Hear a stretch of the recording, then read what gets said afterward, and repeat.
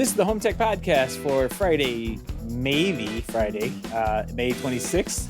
From Sarasota, Florida, I'm Seth Johnson. From Powell, Ohio, I'm TJ Huddleston. And from Pickering, Ontario, with a clear microphone, I'm Gavin Campbell. TJ, you sound different. What's going on? This is the Traveling Tech Podcast. No, the shop is broken down for moving tomorrow, so the rig is not set up, and honestly, I just didn't feel like bringing all the stuff home, and it's really not that much stuff, but I just didn't feel like bringing it home. So if the audio sounds different or bad this week, I apologize. It is what it is. Well, what's going to be not good is if it's like the best sounding audio that you've ever had. Then this is how we're doing the podcast every week. Exactly. Laptop recording me with my Bluetooth headphones and a phone next to me as well. So at least you have two different options for the show this week. So. Yeah, we'll make it work. But well, welcome everybody to the HomeTech podcast where we talk about home automation, home technology every week, and we do talk about it every week, literally every week. And then during the summer here, we have to move our schedule around, and one of us moved our schedule, but the guy who edits the podcast did not move his schedule, and sometimes takes longer than he should to edit the show. So sorry for not getting that out last week, but it's also probably going to be next week before I get this show out. Just giving everybody a heads up. But as we get back out of the summer or if I actually just rearrange my schedule, I might be able to get this edited on time again. But oh well. Sorry about that. Well, we can't do Wednesdays because I think Gavin does that golf thing he does. Yeah. We might be able to move it to like Monday or Tuesday, but it's just, it's busy all around for everybody. So not really a good day during the week to do it, unfortunately. Exactly. So, well, we'll do what we can. And there's definitely news and stuff popping up here and there. We've got a big trade show coming up for kind of like the pro and even like the pro crowd, like the live sound crowd. Yeah, Infocom. So coming up soon, in 2 weeks, I think I'll be there. I'll be sweating like crazy as soon as I get off that plane. Yep. It's horrible. It's horrible right now, but it looks like we're going to get our first storm, or something's developing out on the Atlantic side. So it's time, I guess. Anyway, do have a little bit of follow-up from last week. We talked about the Telly free dual TV screen thing at length, I think. And there's a story that came out from lowpass.cc. I'm not sure what this is, but it was a lot better, a lot more information about the Telly free TV, and kind of makes, like, last week it looked like the craziest thing I've ever seen, and this kind of makes it look slightly less, like, it looks like there could be something there and a reason why they're doing this. There's a lot of like tech specs and what they're doing and how they're doing this, what they're going to preload the system with. They're going to have some games, Zoom, music services, workout app. They have all these ambitious plans around this. There's 40 games that they're going to be launching with. But one of the most interesting things, I guess, that I was reading in this story is that they are not doing like their own streaming apps. Like, so there's not going to be a Netflix app built into this thing. There's not going to be anything. It's going to ship with a Google TV dongle. So you're going to use that for those apps, and Telly TV, this free TV, is just going to be essentially a dumb smart TV, I guess. It just serves ads to you. I don't know. Like, this is like a mix of what Gavin has, right? Like, it doesn't have the apps. It has like the attached Apple TV or Google TV, but it also displays ads at the same time. Pretty much what you do have, Gavin, like with LG. I paid a lot more for my LG, though. Well, I hope so. This is free. Yeah. One of the interesting things that they really talk about here with that is that there's this technology called automatic content recognition, and TV makers will use that to monitor what customers are watching and then deliver those personalized ads over to you through your LG interface. That, I guess, that from what you say, Gavin, that must not work very well. Because you don't get really good ads based on what you're watching, or it's just you've really confused the system. But Netflix in particular, I guess, doesn't like for TV manufacturers to do that, and they kind of ban the practice. so a device like a Roku stick can actually see what is playing on the Netflix app, I guess. And what they're doing with this, admitting that doing that, there was like, we don't even get in the way of this. We're just like standing out of the way. And we're going to let the big guys like Apple and Google and Roku manage all those deals and content things, which is going to be a TV that you got for free because it has ads on it. And you're going to get all your streaming from these other devices. I just think it's interesting that it's talking about that feature that I don't think anybody realizes that they are giving over to these TV manufacturers when they install these and install anything on them. Like it's something probably there in the terms of service that you're required to click off as you set the TV up, and then you forget about it. And you're just giving them all that data about what you're watching, and they're either selling that data off to an ad firm or whatever with your IP address, and they can match it up to some other data aggregate service and sell you other stuff some other way. But it's interesting to see somebody actually talking about that and saying that we're just staying out of the way of this. But at the same time, they are just going to serve you ads. And I guess like you have to, when you sign up and go through the sign up process, you're going to give them information where they can pipe relevant ads back to you. So it's kind of, Gavin, I think this is right up your alley for all the ads that you want. Like you're going to be able to tell them exactly the ads that you want to see, and they'll be able to deliver them to you on a separate screen. Like you can still watch the game, but below that, you're going to see all these ads about, I don't know, like soil sensors and printers, printers, yeah, Wi-Fi access points. All that'll be right there for you. I think this is a win-win for you, man. I really do. I think you should get one of these. Just because the targeted ads will be placed on a second screen, like, and you know what? I could just cover up that second screen with a cloth or fabric or something so I don't even see it, and we're good, right? So I'll get a free TV.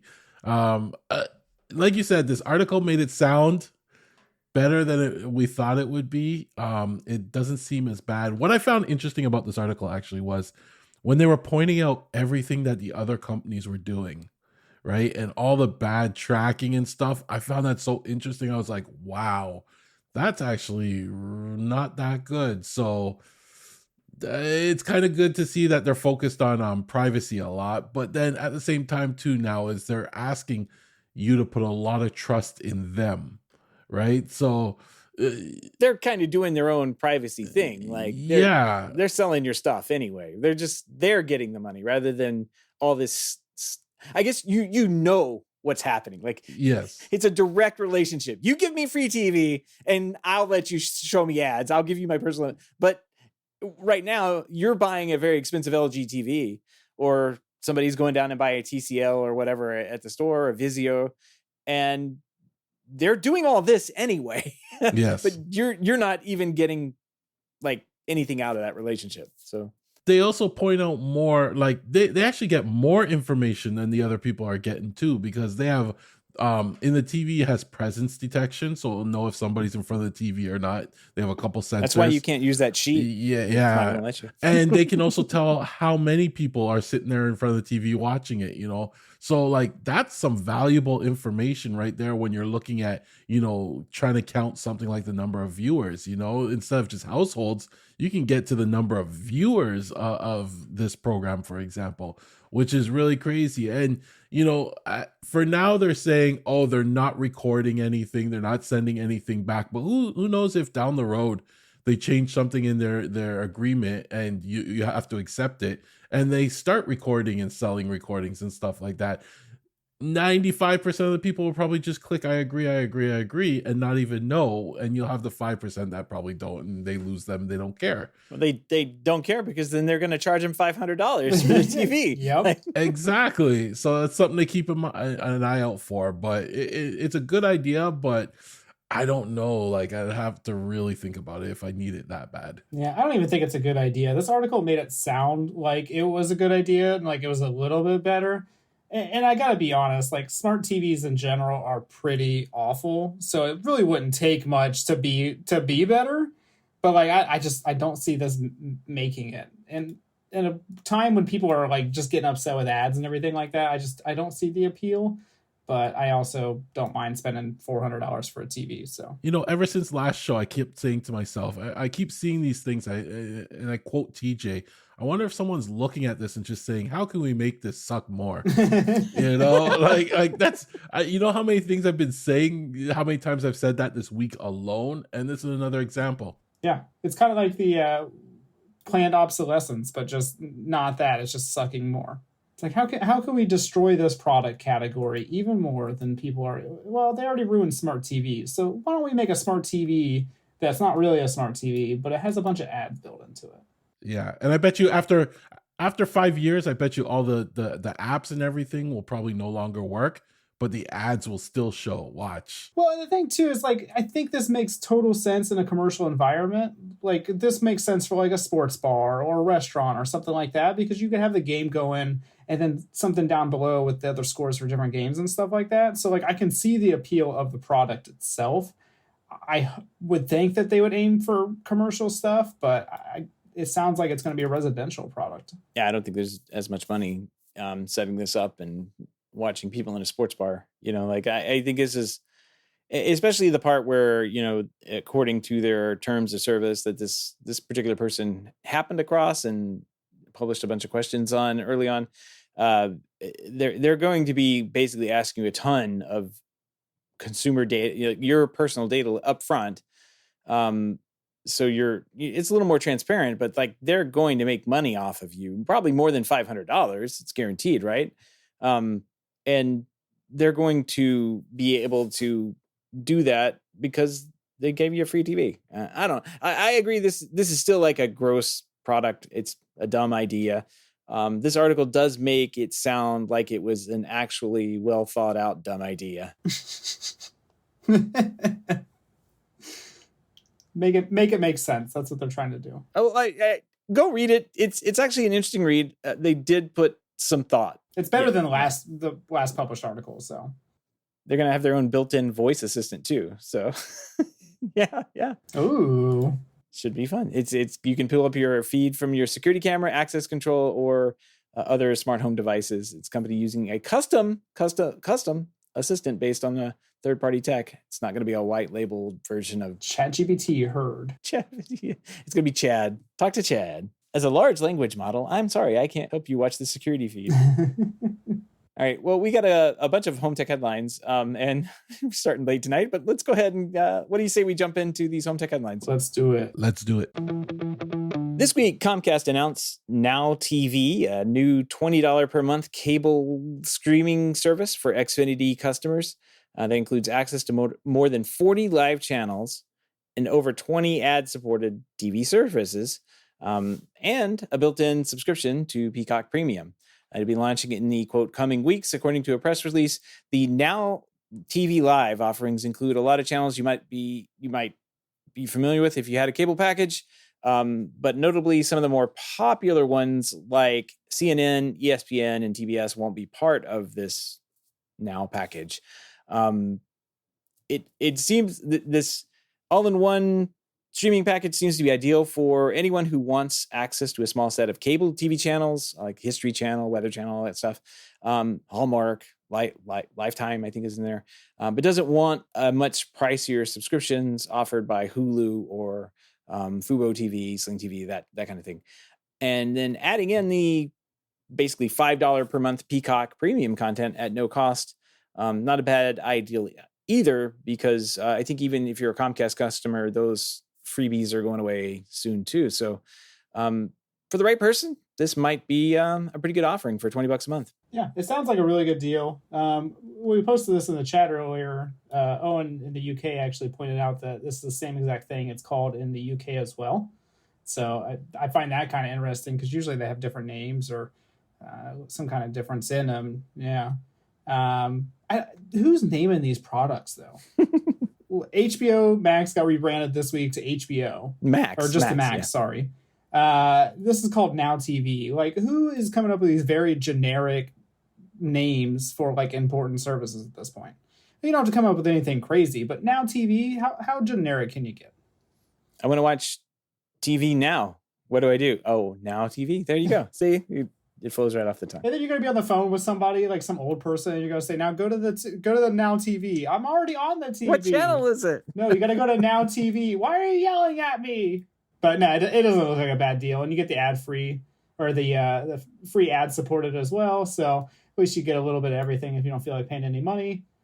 But then you can pay to remove those ads and get a bunch more channels. So yeah, seems like a good deal to me. So wait, are you getting ads on top of commercials? I would assume that they're just calling ads commercials now, or commercials ads now, right? Because these are live TV channels, right? So wouldn't they have commercials included in them, and then you're going to get ads on top of them? It's a particular call they call fast services. I think it's free ad supported television.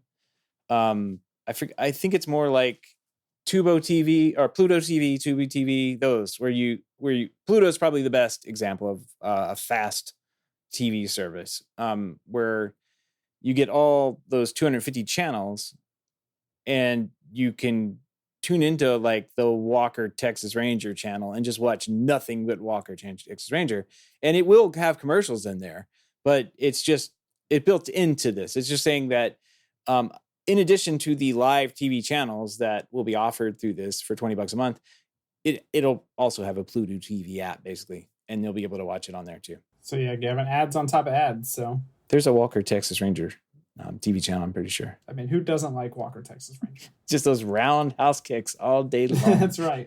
That was basically all we talked about in elementary school was Walker Texas Ranger. So I watched him kick somebody through a windshield of a car, and I'm like, this guy's amazing. How did he do that? He's like sitting like waist high in the windshield of the car. Like they really committed to that stunt there. All right, well, moving on here.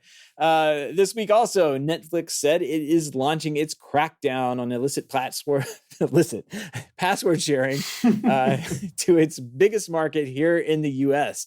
It's angling to squeeze a bigger chunk of the change from its customers who will share logins with friends and family outside their household. We've been talking about this for a number of months. Basically, what they said wasn't going to happen is suddenly happening because now they normalized it and said, oh, no, we are not talking about the U.S. And then, here we are. It's May, 3 months later? Boom. Here we are. $7.99 a month for additional cost of the main subscription to add these external people outside the household onto your subscription. There you go. That's how PR works. You get everybody riled up. You say, oh, no, that was a mistake. And then 3 months later, you backtrack. This is exactly why I buy all my movies from some sketchy guy in the back of a van at the abandoned mall. So I don't have to worry about this. Yeah, you just got to buy them. They fall off the truck. I don't ask questions. They're right there. Just pick them up, put them in the player. Done. I learned that from Gavin.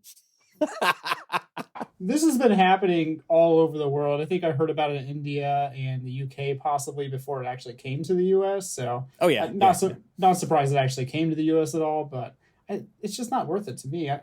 I feel like if you're paying for a number of screens, you should be able to use those screens no matter where they are. And I get what they're coming at as well, but just leave it alone.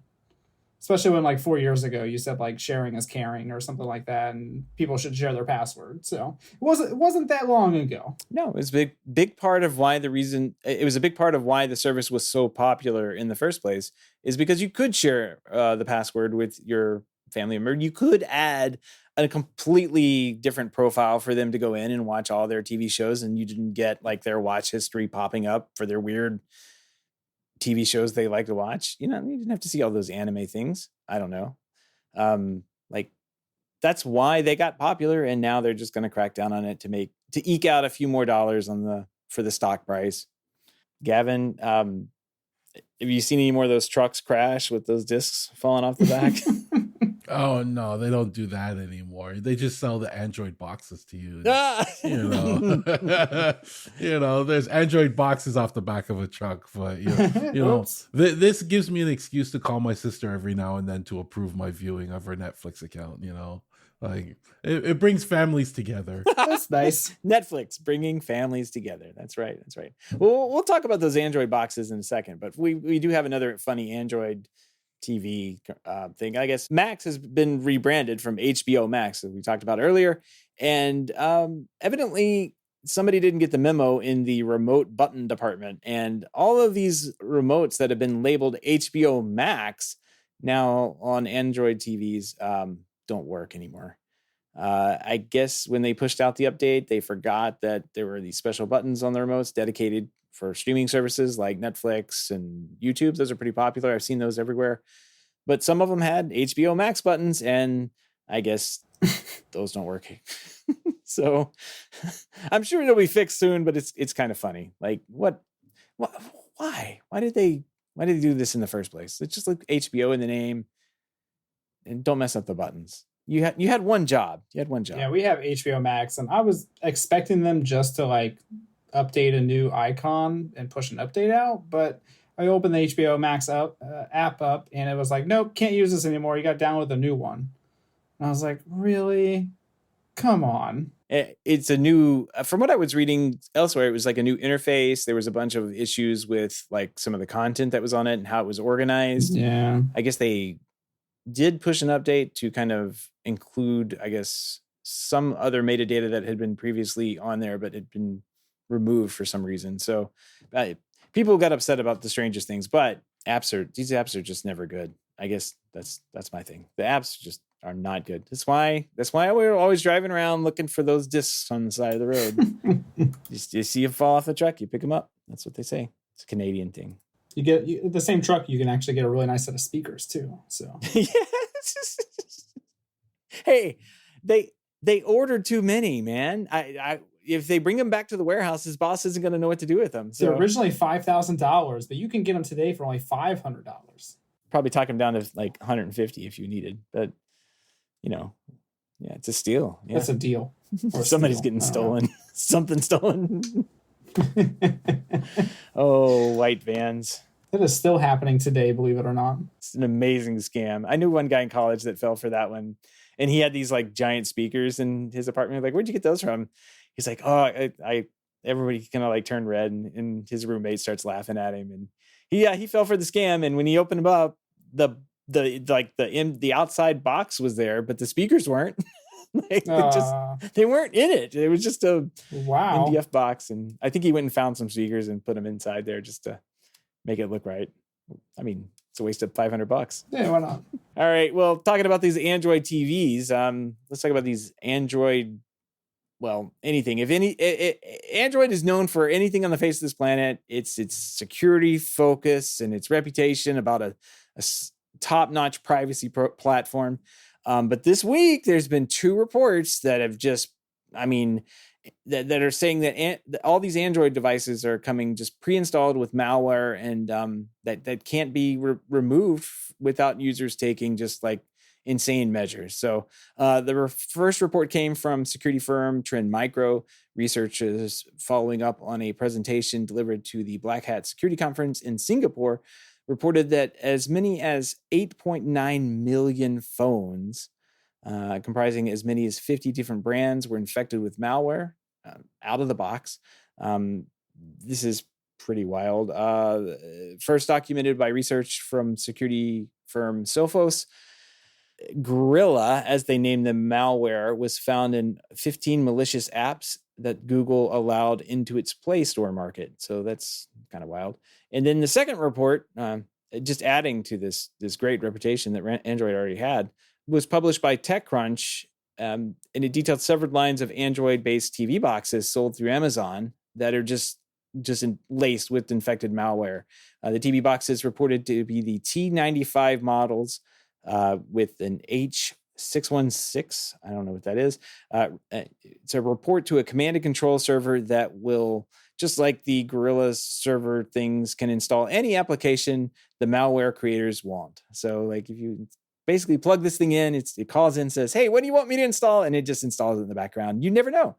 Default malware pre-installed in the boxes is known as ClickBot, and it generates an advertising revenue by tapping in to ads in the background. So again, this all goes back to ads. You're not gonna have this problem with the other Android-based free TV that we talked about, but if you pay for one of these boxes on Amazon, you're gonna have some problems. So, Gavin, you were saying this is a huge deal. I kind of agree. This is crazy. I know these Android TV things are just they've been insane. Like they're everywhere. They're on Facebook Marketplace. They're on Amazon. everywhere, and turns out they're infected with malware that's doing something.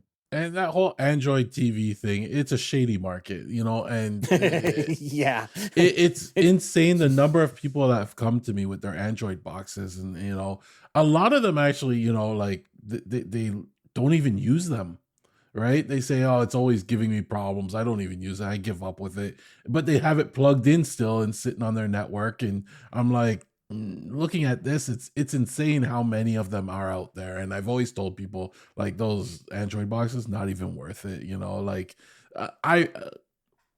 I'll just leave it at that. But I think it was Linus that I watched his video when he was talking about it. He went into depth about it, and he pointed out how, like, a lot of these boxes take the same image and they just duplicate it and add on and modify it just for their box. And he said you could see that they all either had it infected or they had remnants of it where they took off the malware and stuff like that. And it was very interesting and it's very scary. And that's the world we live in, where there's just malware everywhere. You just don't know where it is now. Yeah, it's all right there in front of you. It's on Android devices. Yeah. Yeah, not really surprised at this. There is so many Android devices out in the world, and I'm sure majority of them are not getting updates or regular updates or anything like that. So it's just, this is not a surprise at all. And those Android boxes last like, it's amazing. You almost have to buy them every 1 to 2 years. Like they don't have a long shelf life. Like after a year, all of a sudden they're starting to get slow. They can't handle it, and like you said, they no longer get updates. So, you can't even install the new apps. If you wanted to put Netflix on it, for example, it won't even run on there anymore. So it's not worth it. Yeah, it says here, people in the market for an Android phone should steer clear of the unknown brands and go for known brands like Samsung, Asus, or OnePlus. Yes. Which have better QA and controls to their inventory. And sure, they don't come with it out of the box, but you can still download it from the Play Store technically. So if somebody sends you an app or you find it through an ad or recommendation from somebody online or something, you download it, your device is then affected with it. So yeah, I mean, it's always going to be a problem, unfortunately, and it's not going to go with any connected device. This problem is going to exist forever. But it seems like we talk about an Android story like this like every 6 months. I know what like Google does a really, and Google and Apple both. Like I'm sure there are software packages on the Apple App Store right now that somehow have a malware or virus or something in them for the iPhone. Mm-hmm. Like I'm not going to pretend that doesn't exist. But in general, Google and Apple both do a pretty good job of finding those and getting rid of them as soon as they can. As soon as they do, I mean, they even have the ability to like go into the phone and delete them off people's phones if they know it's a big deal. So I think both companies have done that at some point in the past. But yeah, not a good thing. Don't get one of these Android boxes because they promise you free TV service on Facebook and plug it into your network, only to find out that it's getting sluggish over the next 2 years because it's full of malware that's infecting all the other stuff inside your house. So yeah, don't do that. What could go wrong? Yeah.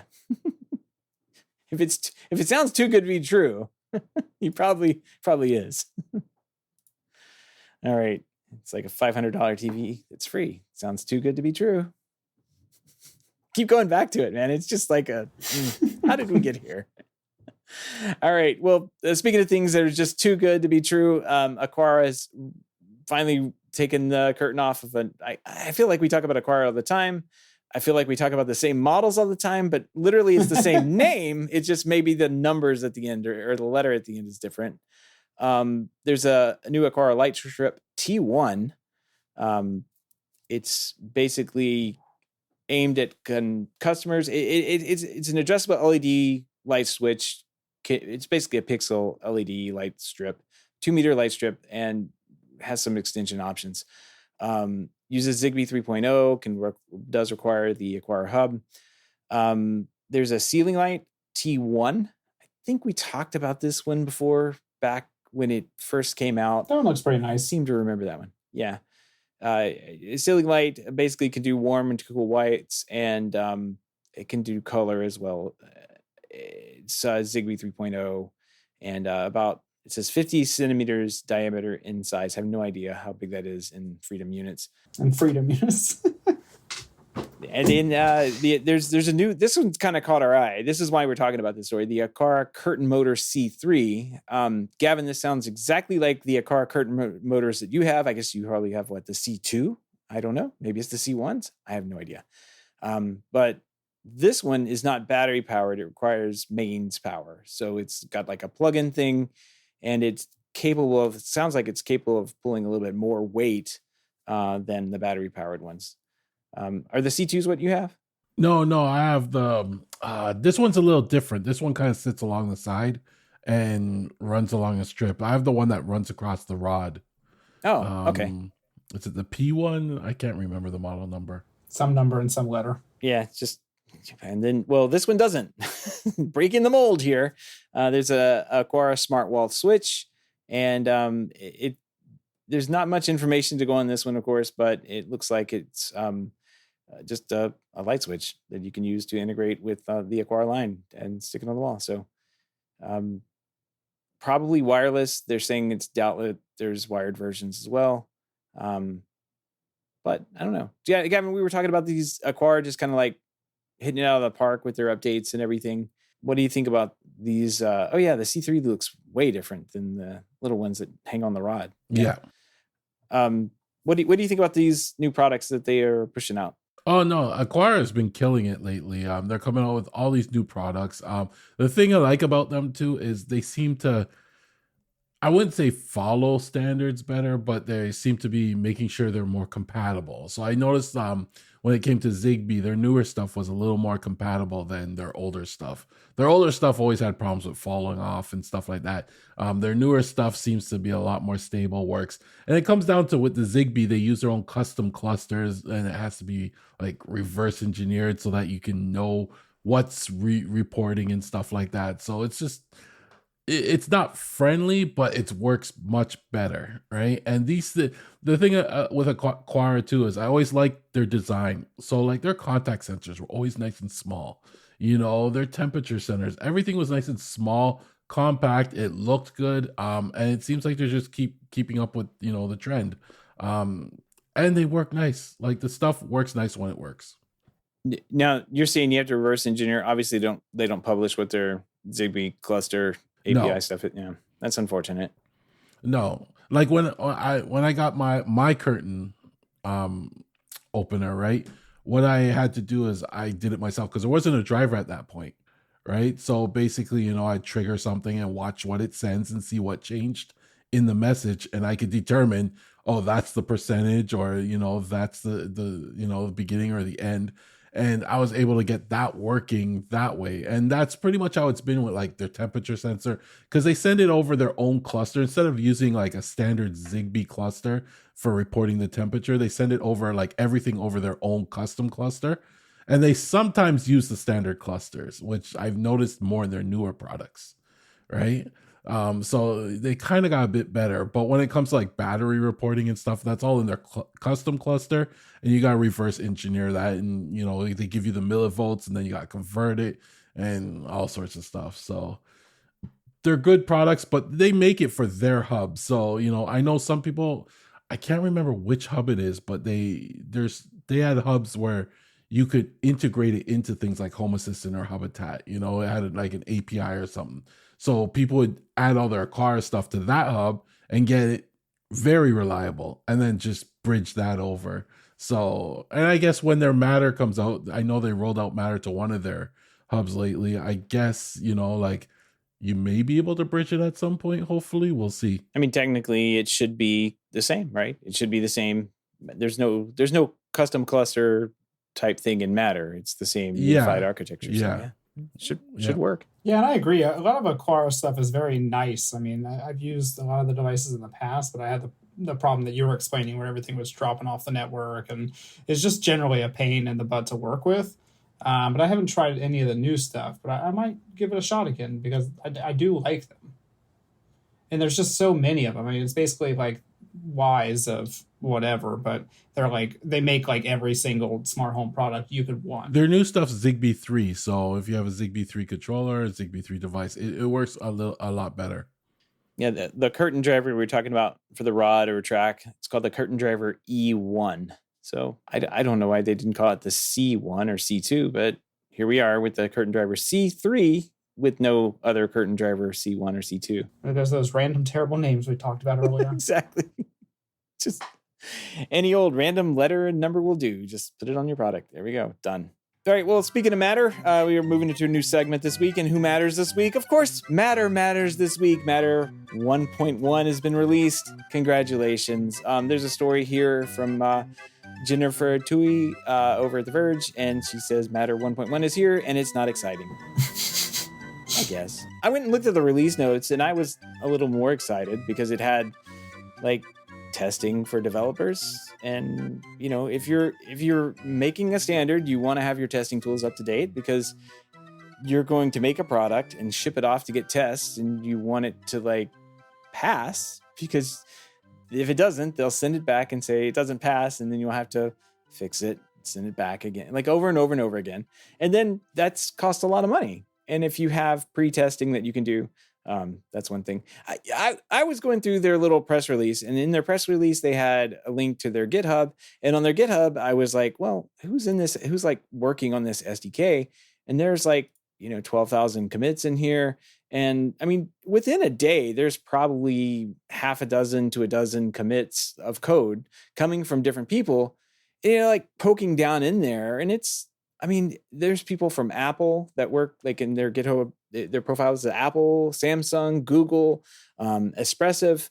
There was another one, it's a Tellink or something like that, T-Link, that they build another chip manufacturer. But like these are the people who are working on this stuff right now. And I'm just kind of impressed to see that. Like it really does. It doesn't look like if you go out and look at the products and everything like the end users are seeing right now, that it doesn't look like anything's good coming out of it. If you go in here, like there's people like Silicon Labs. There's some guy at Silicon Labs that added build configuration flags. Like all these little things add up over time. And I think the 1.1 stuff was like in here a while back. It's been in like release candidate status for a while. And then you finally get to the point where people are working on it and moving forward. Like it's just good to see, like seeing all these people in here from different companies working towards a common goal. It's encouraging, no matter what people are saying on the outside.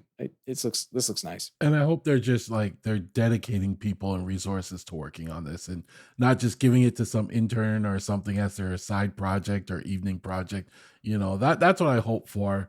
And it looks like, a lot of the updates for this were back-end updates too. Bug fixes. Just making things more reliable, more stable. For the end user, it's nothing exciting because we didn't see any new devices added or anything. But when they list all the devices that they didn't see added, it kind of made me look at it and go, man, they're missing some basic stuff, like, that they got to add still, so over time, we'll see them. They mentioned it's certified over 1,100 products. We got a lot of products to go to catch up to that 1,100. I think we're at 5 now. It feels like that, but it feels like we've only seen 5 released products. So we'll see. Especially the ones that come with Matter out of the box. I mean, I feel like it's not that many. There's been updates where you update it and it works with Matter and you can't go back and all that good stuff. But now we're starting to see actual devices come with it out of the box and be supported right away, and that's really good. So it's slow moving, but it's going. And I hope it's not like 40 iterations of a specific light bulb that count as 40 products, like well, that's honestly that's probably what it's all the same Matter light bulb. It's just different companies. Yeah. One of the things here that I think is big, that again, it's this is all like foundational stuff that you have to do first before you can make a product. Like it says Matter 1.1 enhances support for category devices that apply to many smart home products, intermittently connected devices, ICDs, sometimes called sleepy devices. So these are battery powered devices like contact and motion sensors that will look like they're reporting offline because they're just sleeping. But when something happens, boom, it wakes up, sends the signal in, but it's actually working. And if they're like improving that and optimizing that, and getting bug fixes worked on that, I think that's a good thing. Like that's bug fixes and, are boring, but man, you don't want to you don't want to have a flashy product that's full of bugs either. Like that's no fun at all. But at the same time, too, all the users or people that are going to be jumping on this matter, are they going to be sitting there updating all these products too and keeping eyes on, because you're going to need new firmware updates for those sleepy devices, for example, if there's a bug in it, right? So is the regular person going to keep on top of that and say, oh, I hope Matter auto updates them or notifies people that, hey, you need to update. I hope that's built into that. I think that was one of the goals, was that had an update thing, like a provisioning thing built into it. It certainly can be done through this kind of protocol and this kind of communication. But yeah, I don't know. Like it's good to see them working on it, because like you're saying, Gavin, like what they're missing is kind of like some basic parts and pieces. Like wireless devices that run on a battery for 3 years are pretty basic to home automation. Like that's at the root level of getting, sensors and stuff integrated into the system, and door locks. I mean, there's another thing I'm not even thinking of. You don't want to have those powered. You don't want to have batteries that die out on you every month. And if they're working on making this system work better with those devices that we'll see sometime down the road in the future, that's a good thing. Good job, Matter. You matter this week. Last week didn't matter. This week you do. Speaking of Matter door locks, I guess there is also a Yale Assure SL lock now with a Matter module. You guys were talking about this before the show. Got a link to the website. What was it? 200? How much was it? $229. And I think it was announced several months ago. But now you can actually buy it. You can go to the store right now. You go buy now, and it's right there. You can get it in silver or the black color. I can't tell if you can buy it from anywhere else. I think it's literally just on the Yale website, and you can't buy the Matter module separately. That blows me away, because I know there was a lot of people sitting there with the regular Yale locks and, the promise of getting the Matter module, and they were waiting for the module, and then this comes out and you can't get the module separately. So I don't know why they did that. Maybe they want to increase sales of their existing lock or their new lock, maybe. I don't know. It's probably just a slow rollout, to be honest, because they usually make the modules available separately. So they probably just want to release it on like a small scale. And surprise, not all features are available in Matter at the moment. So the only hub that you can actually do pin code management from is Samsung SmartThings. So that's probably why they're doing a slow rollout. Amazon Alexa integration coming soon. Doesn't have any updates on timing. Like this feels like it was just kind of like, okay, we've got it. Let's release it. People can start buying it and getting it installed. If you have a Google Nest Hub 2nd Gen, Hub Max, Nest Wi-Fi Pro with Wi-Fi 6E, or the Samsung SmartThing, as you mentioned, or an Apple TV 4K or Apple HomePod Mini, this will actually work. Anything else, not going to work with those. Just as the range of it, they recommend a maximum of 50 feet of indoor range. Isn't that relatively short? Not for, this is Matter over Thread, so I wouldn't say, I mean, Thread probably being Zigbee, and in my experience, that's probably about right. Walls and all things considered, like Zigbee, we would always say, oh, outside you have like a 100, 300 foot range if you wanted on a good day, but like inside, 50 feet. Yeah. And that's 50 feet to the first repeater, for example. So, yeah. You don't have to not directly to the hub. That was always a good thing. If you had signal issues, you just added another, like in Control 4 world, smart we had plug these or something. Yeah, we had a little smart plug. We just plug it in, identify it in the system, and just nobody knew it was there. It was like, oh, there's a plug behind a dresser. Let's just slap this thing in, and it takes care of it. So yeah. One more new Matter product over here. First Matter lock that I know of, though, that's actually out. I feel like we say that every week. I don't know. Nah. I think we're just saying it a lot now for a lot of products because there's no Matter products. Like this next one. Yeah, so this next one. Govee launches an M1 LED light strip with Matter right out of the box. So I guess Govee has this M1 LED strip. It's basically, it's also a pixel LED strip, so you can change the colors of each individual light all the way around.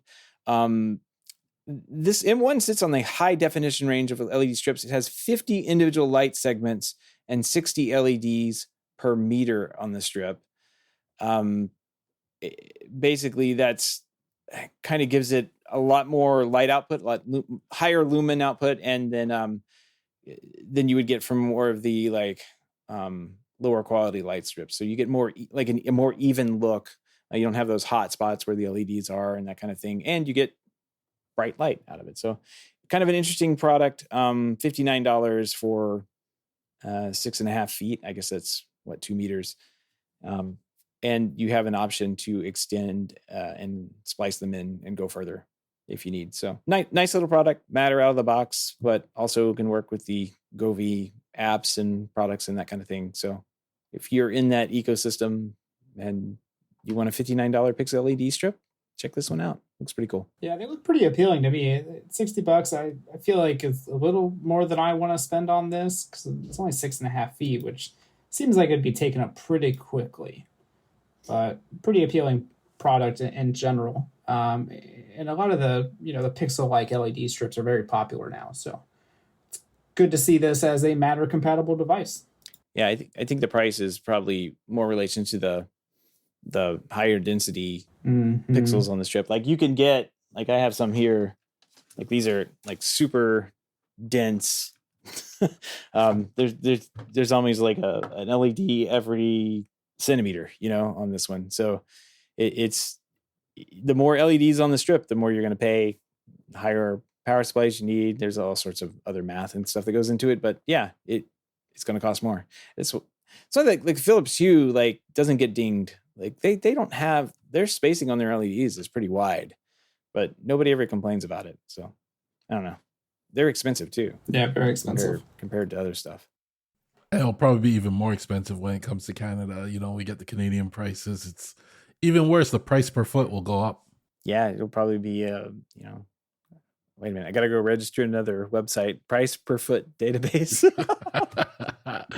I was hoping you'd catch on to that one. Yeah. Oh, man. Always trying to find an angle on a spreadsheet somewhere. Well, all the links and topics we've discussed tonight can be found on our show notes over at HomeTech.fm/437. We do have a pick of the week today. This one's really funny. We've got a picture of thread lighting control from SwitchBot. Honestly, this looks like something that somebody could do with SwitchBot.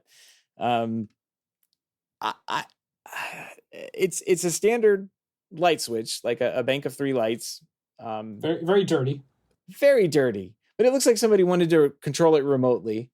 And they have taken some PVC pipe and put it through the wall. I'm guessing they're using that as conduit for the pull string that goes through each pipe, one above, one below.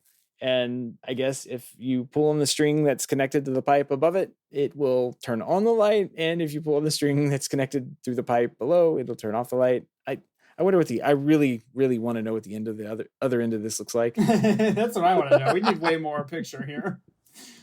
And if you're on any tech, I feel like this has been circulating for the past week on every tech group I'm part of. So if you're on any tech group on the internet, you've probably seen this photo, but it's pretty funny.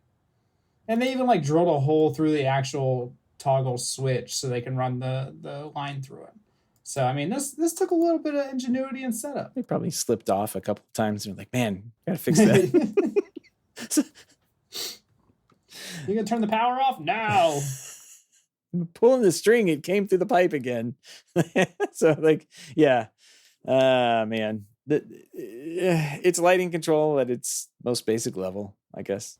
The cheapest lighting control you can get, I think. The PVC pipe really kind of is the chef's kiss on this one. That's a professional setup, That's how you know somebody was an engineer. Whoever set this up, they definitely have an engineering degree. Well, they knew they needed conduit for making this future-proof ready. So you can easily run new line to it if you need to. Yeah. Need to upgrade to paracord, you're ready. Well, yeah. What if you ran another line through there and you could turn on off another light? You just need to move it over a little bit. And you could add another an upstairs switch too. Well, you could add another light switch onto this, just right through the same PVC pipe, another string. Maybe you color it differently. Maybe it's a pink string instead of a white one, dirty white string. Man, that's really dirty. Yeah, I can't tell if the photo is just really awful or if it's actually dirty, but it does look dirty. Like it's like a shop or a laundry room or something. They really used this, right? Like it looks like That was Grandpa's favorite switch. Yeah. So, somebody put this in so they wouldn't have to touch the dirty switches. It's my theory. Ooh, it could be like a bathroom or outhouse or something. Oh, gross. If you have any feedback, questions, comments, picks of the week, or great ideas for a show, give us a shout. Our email address is feedback@HomeTech.fm, or you can visit HomeTech.fm/feedback and fill out the online form. All right, project updates tonight. Nobody's doing anything. Some other guy in Florida is. Gavin, I think, did you find this video from the hookup? I think you've talked about this guy before. Yeah, I've talked about him a few times. He does great videos on cameras and stuff like that, like video cameras. He does great video comparisons, and he did a smart home tour of his smart home. And the thing about this one, it's very in depth. He has a lot going on in his house. There's a lot of custom stuff, but a lot of cool stuff. The one that got me was his golf simulator in his garage. I was jealous about. I really want to do that. I probably will never get approval to do it, but I can always dream of doing something like that. And but he has a lot of products in his house, and I would hate to see the number of apps he has on his phone for a lot of these, but it looks interesting. It looks pretty impressive what he's done in his house. Yeah, I think my favorite thing was the drop-down clothes rack that he had set up with his lighting system. Thought that was pretty genius. Probably going to implement that in some way at the house. And the garage door turning off whenever his golf simulator was on. That's pretty smart. So you didn't crush the garage. The garage door doesn't crush the garage simulator. Yeah. Mm-hmm. And it's simple. He just hooked up a plug to the power of the garage door. Yep. Because I was like, when he said that, I was like, how did you do that? Is there like some kind of programming thing? He's like, no, just a smart plug, Genius. I do like his like the very beginning where he has like the standing tables that he's using for a workbench, and he can kind of like move them around. And it's kind of, he's got some space saving things here that I probably should look at implementing. A lot of it was custom too. Like he's done a lot of custom work in there. Some of the things I looked at, I was like, well, I'm probably not that handy, but it was still impressive to see, what he did. I'm not that handy, but I think I can hang a string from the ceiling up there.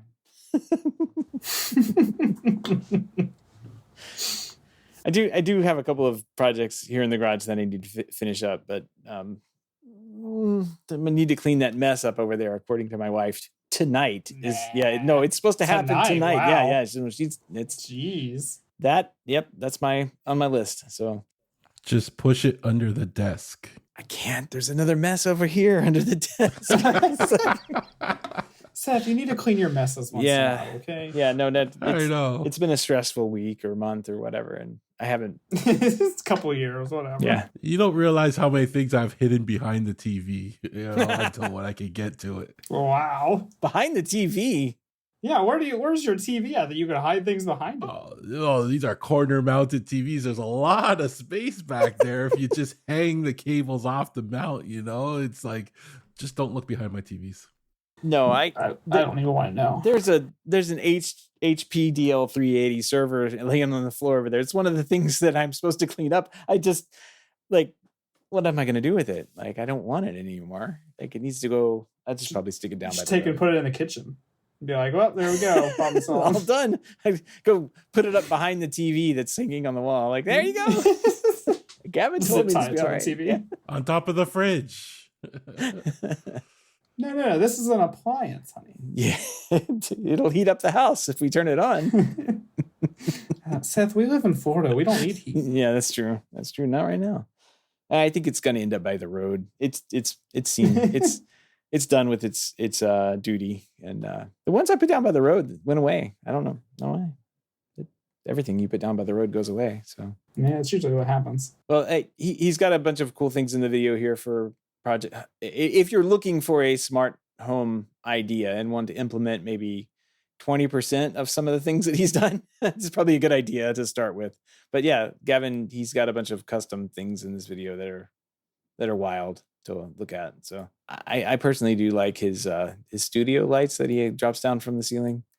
I've been trying to do something like that in my garage, and I only have one thing hung up there, but it's not automatic like what he has, where kind of like it's this whole rig that can come down, and then he's got curtains and stuff that he can bring down for backdrops. Great ideas, all of it. I'm gonna steal something there. So You know, the nice part about each of those things he shows, he has a video that outlines how he built it and stuff like that you can link to, and you can get the more detail about it. Oh, so. Yeah. If you look in the comments, or not the comments, but like the notes of the video, yep, description, he's got a bunch of links to all that good stuff and what he used. This show's always costing me money. All right. Well, speaking of costing money, Gavin, you got some printer news here. Have you bought a new printer? What's going on? I thought you. You know, I'm borderline buying a new printer at this point. I've reached out to Brother and Unify on Twitter just to say, hey, how do I get some help here? Surprisingly, Brother replied back with some contact information, so I'm going to open up a support ticket and work with them. Unify, I don't think they actually are a real company. I don't think anyone actually works there.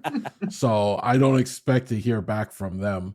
But this is my last ditch effort. You know, my printer was working for a nice while. Now it won't even stay on for a day. I don't know who updated what where. But if I don't get this resolved, I'm just tossing the printer and getting... I was going to say HP, but after hearing news on HP recently, I don't want to touch them. I don't know. I need a printer. And I just, it's driving me nuts, so I'm done with Brother. I will not buy another Brother printer after this. Yeah, I don't know what you're going to buy because none of the other ones are any good. No, they're worse. I know. What are my options out there now for a good printer? I just want a dumb printer. That's it. I just want AirPrint. Everybody besides you likes Brother, Gavin. I don't know what's going on with your printer. AirPrint. I just want my AirPrint to work. That's it. That's all. This is the printer that's not hardwired, right? And it doesn't have a network port on it. Oh yeah, see, that's your problem. You need to buy one with a network port, so you gotta buy a new one. See, and what am I gonna buy? A Brother? Yeah. Yep. What else are you gonna buy? An HP? HP is gonna be much worse. It'll be bricked in like 20 minutes because HP has like bricked all of their Office Jet Pro 9020E printers, and they don't have any way of updating them. What about Canon? Doesn't Canon make printers? What are you, bougie? You want to spend a lot of money on ink? Man, like is that the state of Epson too? But you don't print a lot of photos. Is that the state of printers right now? Is we only really have Brothers? Nobody uses printers, Gavin. What do you want? Like nobody's innovating in the printer space anymore. I think it's amazing how I thought we wouldn't use the printer anymore, but every time it breaks, my wife calls me and tells me it's not working. So we're using it a lot because, well, we're not using it a lot because she keeps calling me and telling me it's not working. So I need a printer. What you have to do is get a printer, like an office style printer that, Do you have a laser printer or inkjet? It's a laser printer and it's a printer scanner. I scan a lot of stuff too. So that works surprisingly. That's but, good. I'll see what Brother comes up with. Go from there. I think they'll be able to work it out. Guarantee you they're going to say blame your Wi-Fi. Yeah, you're going to need a new Wi-Fi. Or they'll probably just tell you to plug it in to a hardwired connection. And then I'm looking for a refund for another Brother printer, it sounds like. All right, so genius business idea, right? We take the printer and we make it better by putting two screens on it. And one of the screens shows you advertisements, and the other one is the printer interface. Is the printer free? We give the printer away for free. Yeah, but we charge $1 million for the ink still. I think it'll work. Perfect. Disrupting the printer space. Or no screens, but randomly it'll just print an ad out for you. I was just thinking that. That's a good idea. And no you still have to pay for the ink. Oh, yes. And I was thinking, like you could have the ad-free subscription tier, or you could have the ad-supported subscription tier that prints a little ad on every print you print. Oh, yeah. Okay. We could work with paper. Like we can ship them paper, and yeah, the paper could come with a little ad zone, and we just print it right there. Yeah. You print them like a nice letter. Why are we giving them ideas? Oh, this is cheap. Yeah, they're going to do it. Yeah. They've already thought about this stuff. Yeah. It's just printers don't evolve that often, so you got to give them a couple of years. You'll see it though eventually, I promise. They're basically having the same conversation we have. I saw this TV that's going to sell ads. It's going to be a free TV. They're sitting in a boardroom somewhere right now talking about how they're going to make a free printer that prints out an ad every week. And every week, you're being generous. And you still pay them. Every morning you wake up, there's an ad printed out for you. Want some breakfast? It's like a fax machine. All right. Well, there's also another note on here for project update soil sensors. I'm guessing that is not TJ who has written this. No. So my EchoWit soil sensors are still going strong. It was asked, how do I deal with the fact that they're sticking out of the lawn and the lawnmower can't roll over them? I mow around them, and then I go back with the weed. I go back with the weed whacker, and they're built strong, so it can handle the weed whacking, and I just trim them up afterwards. So, but they work great. Now, one of the guys in the hub, Martin, he bought the spruce soil sensor that we mentioned before, right? So this is a Zigbee one. It doesn't look promising. Like, it doesn't sound like he's had great success with it. He still has to give me an update as we're recording. I think he's on a plane right now, so he said he'll give me an update how it's going. But there were reports of bad battery life. He had some difficulty getting it set up with the range, it being outside, it's Zigbee, etc. So it wasn't sounding good. So I think I'm kind of glad I didn't waste my money on that one, and he took one for the team for us. So I just want to thank you. Thanks, buddy. Saving us some money, and we helped you spend some money. If anybody has a recommendation for a printer for Gavin, please send it to feedback@HomeTech.fm. Make sure it has an Ethernet port on it. That's very important. Yep. I think I'm gonna have to get one with an Ethernet port. That seems like Wi-Fi just seems. All your problems will be solved. I think so. Yeah, AirPrint would work. And if they're not, I didn't tell you. Okay. So. Which brother printer do you have, by the way? So I'm gonna recommend one, and then it'll probably be the one you have. So I'm gonna avoid that. This one's great. I've never had any problems with it. 2390 DW. Oh yeah, you're down in the 23s now. Get up to 8360s, and you'll be doing. Come on. If you're not paying $500 for a printer, come on. Do you even have a real printer? Can you even call it a printer?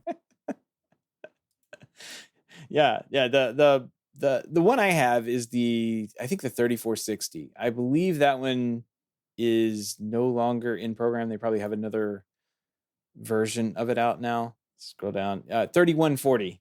That one was like, it says it's $149 on their website. It was not $149. I paid like $89 or $79 for it, but it doesn't have the scanner thing. So you have to have another scanner, but I know they make the same printer with the scanner on it somewhere. So I would honestly look at those, because I've never had a problem with them other than getting new toner for them. And then you basically can just buy the fake toner and put it in, and the one I have works really well. It meets all my needs.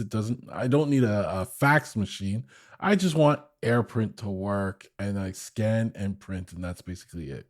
It sounds like the problem's with the wife. I think you should get a new wife before you get a new printer. Don't let her hear that. That's even We're more not publishing this expensive. show. That's going to cost me half of everything I own. Well, there you go, Gavin. The printer's not that bad then. Yeah, exactly. Yeah, $500 right here. Boom, done. See, you just got to put it in good perspective. Now, this thing's pretty big. You're gonna need some space for it. It's gonna go in the garage. I mean, you thought you wanted a golf simulator? No, you're going to printer. You want a printer that works.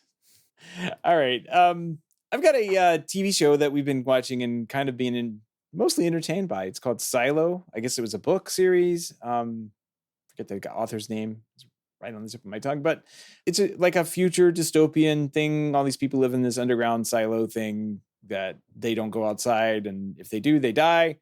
And there's a big mystery about if that's even true. After that, there's murder, intrigue. They basically kill off the main characters, or who I thought were going to be the main characters. So it's actually really good. And the sheriff, the very first sheriff, who I thought was going to be like the guy through the whole show. No, he's gone. He's not even part of the show anymore. Spoiler alert. The first episode. Well, no, it's literally the first episode. He's like, he says he wants to go outside, and I guess they put you to death for that. So, yeah, and so you gotta go outside. So, Interesting little show. I think it's 4 or 5 episodes in, and check it out. If you, it kind of actually makes me want to read or listen to the book, because it sounds like it's probably a pretty good story. Decent characters and everything's well developed. Gavin, I think you said you started watching this. Your wife kept watching it because it was really good, and she couldn't wait for you to stop talking on a podcast. So yeah, I get it. Yeah, I've seen the first episode, but she's way ahead of me, so I gotta do some catching up. But it looked good. And Don't get attached to that sheriff. yeah, thanks. Wow. Wow. Ruined it. I mean, he's gone. What the heck? All right, spoiler alert. I'm not watching that since it's ruined now. You know, it's a great show though. Ted Lasso. I don't know if you guys watched that. I haven't watched the new season yet. It's awesome. Have they released all the episodes yet?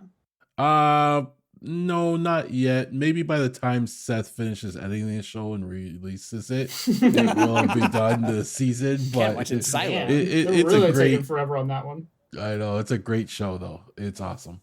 Yeah, I like the first 2 seasons, so I'm waiting for I always wait for the full season to be released before I watch something. But I'm excited to watch it. Yeah. Yeah, I think I'm an episode. I think there's an episode in the queue right now that I can go watch if I wanted. I'm generally caught up to that date on that one, and this season is much better than last season. Yes. And it's just they're just firing on all cylinders on that show. It's going to be a good wrap up, I hope. I don't think they're doing another season. I think this is it. Like after this one, they're done. No, I think there's more because one of the actors is no longer.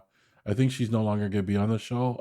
I can't remember her name, but when they said that, I think that meant that the show will go on. It's just she won't be on it. No. They're saying the series finale premieres on Apple TV. A long-awaited episode has a multiple loose ends to tie up. Okay, so it is perhaps. Yeah, no. Ted Lasso. I remember they were saying they were pretty much done with the project. So, yeah, it should be fun. They should have spin-off episodes. Some of the characters are just too fun to let go. They have so many characters that they can build a new show around. Yeah. Yeah, this same article that I'm reading says there may be some spin-offs on the table. There's some fun stories, like you said, fun characters, fun stories, and good. It's a good show. If you haven't seen any of it, you're in for a treat. The first one's a tearjerker. The second season gets you there, and then the third season, they've just done a really good job of it. Like it's just a good show, and it was one of those where you just watch, and every single show you're laughing out loud at something that's happened, and that's just funny. So, good show. TJ, do you have any projects? What the heck are you doing these days? Lazy? Like you're just nothing. I think I'll have a lot more stuff to talk about next week. I don't want to talk about anything right now. You don't want to jinx anything? Like maybe that we. Yeah, there's stuff happening. I'm moving offices tomorrow, so that's always fun. Nice. And when's the closing coming up soon? That's tomorrow. Ooh. So doing that tomorrow morning. We did the final walkthrough today. Nice. Office gets moved tomorrow, but thankfully I'm not moving. I got movers, so don't have to worry about that, which is nice. And just going into the long weekend, so I'm excited to not work on Monday. Nice. Yeah. Nice holiday weekend. You'll be working. I mean, you'll own a new house. Yeah, absolutely. Yeah. Well, and that's why I'll just wait till next week to talk about project updates. I'll have a lot of stuff to talk about. Well, yeah, by the time this show comes out, TJ will have already probably moved in. So no, definitely not. That's not till the end of June. So all right. Well, plenty of time to do the fun stuff. Hopefully everything goes all right tomorrow, and you have a great long weekend. So, well, if it doesn't, you and I will both be surprised. Yeah, it sounds like everything's right on track. So, yeah, we went over today and made sure nobody took the kitchen cabinets and the toilet and everything. So, we're good. It's what you have to do, I guess. These days, you never know. You never know who's going to take those kitchen cabinets.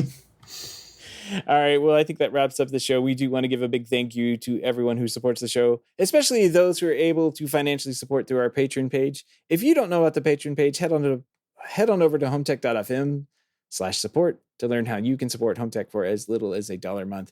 Any pledge over $5 a month gets you a big shout out on the show, but every pledge gets you an invite to our private Slack chat, the hub, where you can talk about Photoshop and how everyone is an expert at Photoshop now that they integrated Chad into it. Amazing video that you guys posted in there for me. Like, it's really cool. Crazy stuff. Mm-hmm. Go be an expert at Photoshop. Everyone, you're now an expert. Pretty much. Wild. Yeah. Just type in like, I want this. I want better looking friends in my picture, and then it circles them, and you're done. There you go, done. I want friends in my picture, and it adds them. Just random people. Just don't do something vague like remove the ugly people from this, and it's like, oh well, wait a minute, why am I gone? It's all my friends are still there. All right. All right. If you want to help with the show but can't support financially, we'd appreciate a 5-star review on iTunes or positive rating in the podcast app of your choice. That's going to wrap up another week here on HomeTech, and we will see you next week. Take care. Till next time.